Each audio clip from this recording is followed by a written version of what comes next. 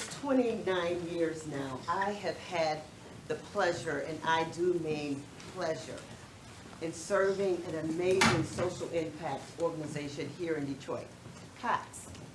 COTS provides an array of services and housing opportunities for the most vulnerable people in our community, homeless men, women, and children. A few years ago, something startling began to happen at COTS that gave us reason to pause and literally hit the reset button on our services and who we would serve. Here's what we saw, two things, and they're very much connected. We were hearing parents in the shelter talking about their experience of being homeless as a child in the shelter. That means a generation ago, they were in the shelter. Now later on, they're bringing in their children. Something was wrong with that. Here's the other thing that connected with that. On any given day with the family, you have two generations, a child and a parent. But we were starting to see more than two generations in one family represented. In fact, one time I can remember 4 generations of one family in the shelter. This is great-grandparent, grandparent, parent, and children. So the one thing I can say, we did some hard work in making sure that people were housed. That was great. We could check off that box.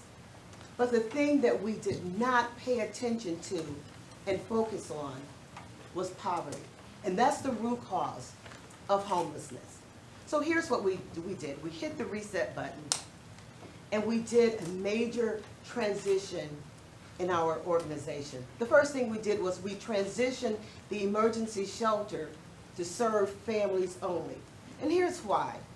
If we're going to get in front of this and have an impact on this issue of poverty, not just in this generation, but beyond, we've got to focus all of our resources, all of our efforts have to be focused on the family. So we transitioned to a family-only shelter 5 years ago on January 1st. The other thing that was really critical for us was the methodology.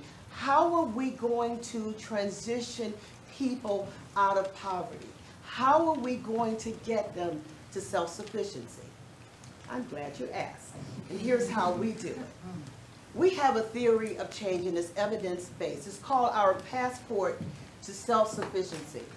It's based on mobility coaching, mentorship, and collaborative partnerships. Our passport starts with when families come into our emergency shelter, we began engaging them in setting goals in these 5 domains. These are all critical for any of us to sustain self-sufficiency. Housing, which is family stability, financial literacy, economic mobility, health and well-being, education, and then employment and career development. And here's the thing, we don't just focus in one. We have to have movement in all of these particular areas. The other is mentorship. About 5 years ago, Cheryl, former CEO and president of the Skillman Foundation, also started the Warrior Women Against Poverty, which is our mentorship arm. It is amazing when you see how this works. Mentorship provides improvement and enhancement to our family social network. I can tell you the many stories that we hear about how chaotic and tense and unhealthy some of their social networks are. Now, I know you're looking at that picture and wondering, like, why is that man back there in the middle? I'm going to introduce him to you in a minute. On one occasion, we had an event. Every other month, on a Saturday, we come together with our mentees and our mentors for an event that's focused on those 5 domains that I shared with you, and sometimes just to have fun. So Dr. Glenda Price, former president of Marygrove College, who is a warrior woman, opened up her home. And we had that afternoon what we call the art of tea. We exposed our families to enjoying tea and what that could mean for them. They had a great time. On the way home, one of the mentees is in the car with her coach, and she begins to cry. And the coach looks at her and asks, "What's wrong?" And here's what she said. It still gives me goosebumps today.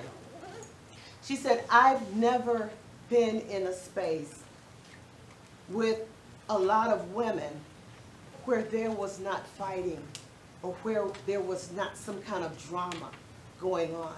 She had experienced this safe place with people that care for her, people that were supporting and behind her.